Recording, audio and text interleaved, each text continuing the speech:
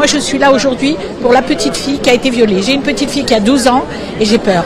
J'ai peur, on vit dans un climat de peur, de crainte, et là il faut que ça s'arrête. Des centaines de personnes se sont réunies contre l'antisémitisme mercredi soir à Paris à l'appel du collectif Nous Vivrons, après le viol en Réunion dénoncé par une jeune fille juive de 12 ans à Courbevoie. Les faits se seraient produits samedi dernier dans les locaux désaffectés de cette ancienne crèche. Mardi, 2 adolescents de 13 ans ont été mis en examen et écroués pour des faits de viol en Réunion, menaces de mort, injures et violences à caractère antisémite sur la jeune fille. Elle dit avoir été traitée de sale juive. Un troisième suspect âgé de 12 ans a été placé sous le statut de témoin assisté pour viol et mis en examen pour les autres infractions visées par l'enquête. Lors de leur audition, les mineurs auraient partiellement reconnu les faits, affirmant avoir agi par vengeance. Selon les informations du Parisien, l'ancien petit ami de la victime aurait déclaré être en colère car elle lui aurait caché sa religion.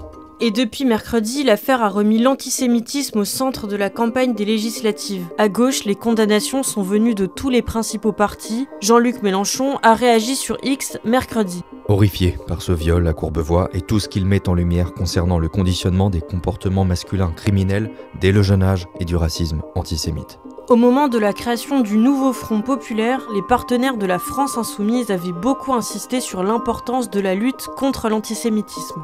Le leader de la France insoumise est régulièrement accusé par des opposants politiques de propos ambigus sur l'antisémitisme depuis les attaques du Hamas. Marine Le Pen, la chef de file du parti d'extrême droite Rassemblement National, a elle rebondi sur cette affaire pour appeler à ne pas voter pour les partis de gauche aux législatives. L'agression antisémite et le viol d'une enfant de 12 ans dans les Hauts-de-Seine nous révulsent.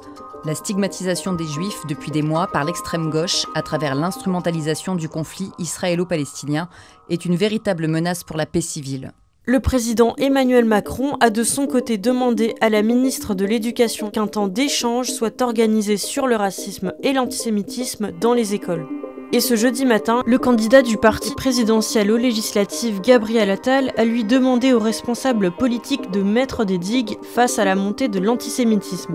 Il a notamment ciblé le leader de LFI. Une haine qui se banalise, ça peut conduire certains, y compris des jeunes, au pire. Oui, les responsables politiques ont une responsabilité pour mettre des digues et refuser qu'on banalise ce type de propos.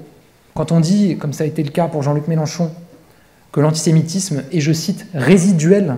Selon les chiffres du gouvernement, 366 faits antisémites ont été recensés entre janvier et mars 2024, soit une hausse de 300% par rapport aux 3 premiers mois de l'année 2023. Plusieurs associations, dont SOS Racisme et la Fondation des Femmes, appellent à un nouveau rassemblement contre l'antisémitisme ce vendredi soir, place de la République à Paris.